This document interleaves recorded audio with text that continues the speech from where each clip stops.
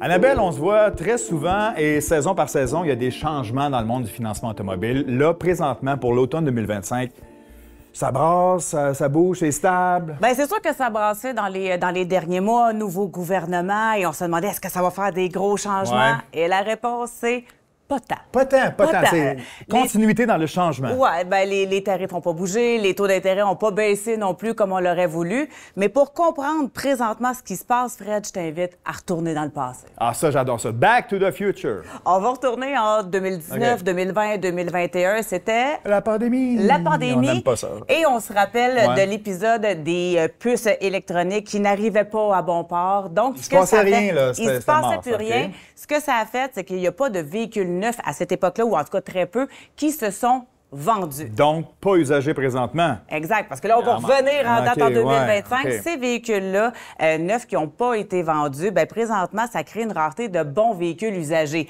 récents, bas kilométrage. 5 ans, ouais. Exactement.